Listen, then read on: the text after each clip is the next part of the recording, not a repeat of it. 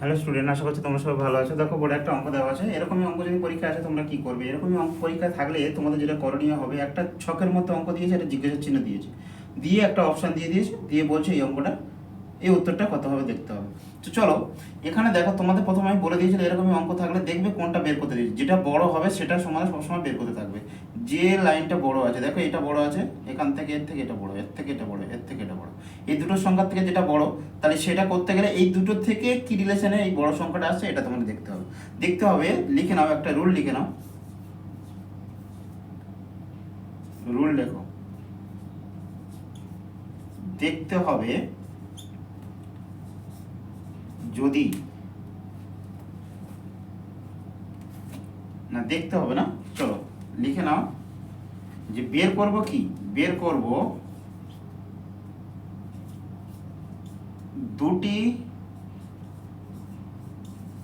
ছোট সংখ্যার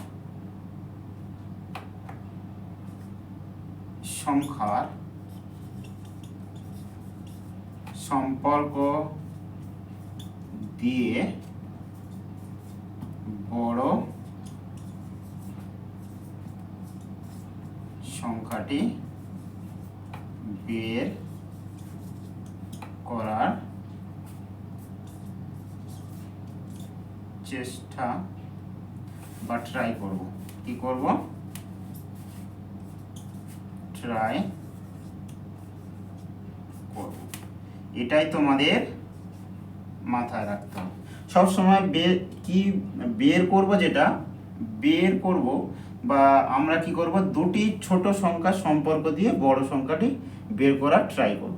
কি করেছে, দুটি বড় সংখ্যা কোন দুটো আছে, দুটি ছোট সংখ্যাকে এই দুটো ছোট সংখ্যা থেকে এই বড় সংখ্যাটা বের করার চেষ্টা করব, তারপরে আমাদের উত্তর বেরিয়ে যাবে। সবসময়ের জন্য এই অঙ্কের ক্ষেত্রে এগুলো মনে রাখবে।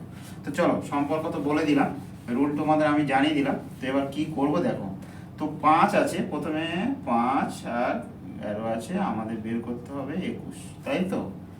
তো এর সাথে যদি যদি এখানে 2 গুণ করি, 5 দুগুণে 10, 10 প্লাস 1 21 হচ্ছে। তাহলে এটা করো, 8 ইন্টু কত করলে 33 হবে, 8 দুগুণে 16, 16 করলে হয়ে যাবে, 8 দুগুণে 16, 16 আর 33, ঠিক আছে, মিলে যাচ্ছে।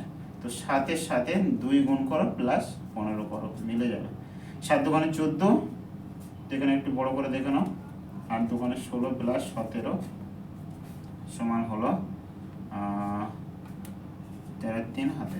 এখানে করলে কত হবে, 7 দুগুণে 14 প্লাস 15 হয়ে গেল 9 টু 29, 29 উত্তরে আছে, এই যে উত্তর আছে 29,